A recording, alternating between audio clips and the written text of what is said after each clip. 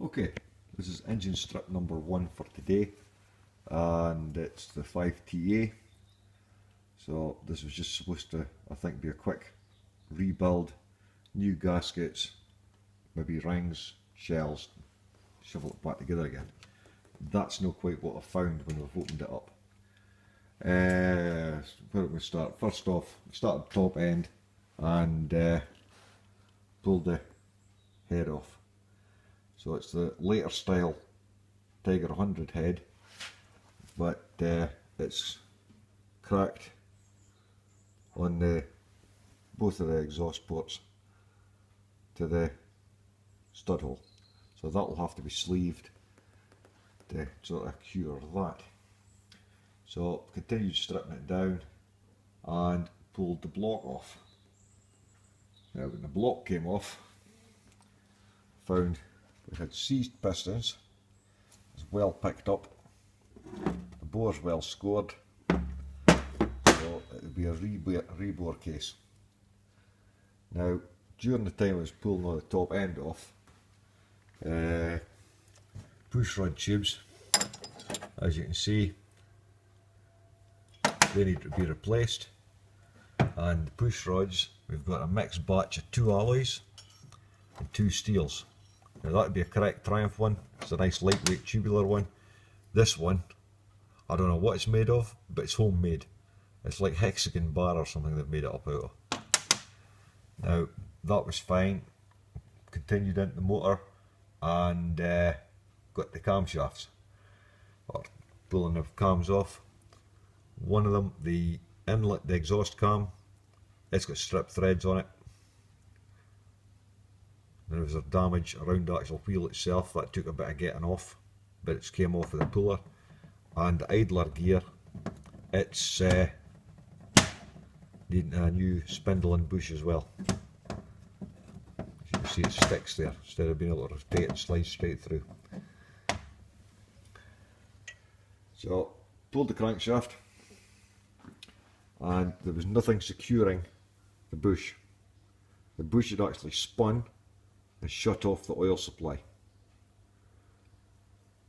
So the crankshaft was getting little or no oil, which come to my next issue. I'm not sure if you can see this or not, but the main journal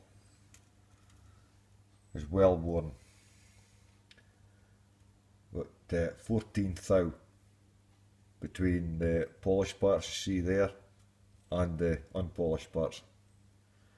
So that's a regrind job. It's still on its standard grind, so it would stand a regrind again. No.1 big end journal, it's sitting with 3 thou oval. Again, no big issue. It would still be on its standard grind, that'll regrind no problem. Big end number 2, it's 69 thou under size with 10 thou of uneven wear at that. That's in a real poor state. But if we go back to the piston which was seized, or showing the most signs of seizure, if we look at the big end bearing, somebody has butchered a bearing from something else. You see there on the inside, there's that groove that you can see in that shell shouldn't be there. So whoever it was last in this motor, they have their hands cut off. Keep away from spanners. Other than that, time breather, it was missing. It's not an engine at all. So this has been venting as it felt free, dispatching oil as it felt like it. At some stage in its career, this engine's thrown a rod.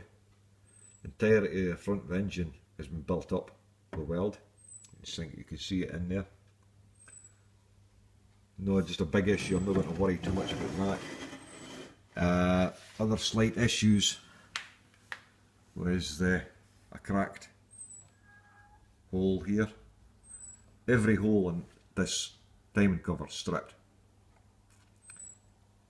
Whoever it was, let's say it was last in it, needs his hands chopped off. Shocking. But on the good news, a very quick look I've had the gearbox, it seems to be good. So, happy days. Just have to see what we're going to do with it now, whether it's a rebuild or start looking at new parts.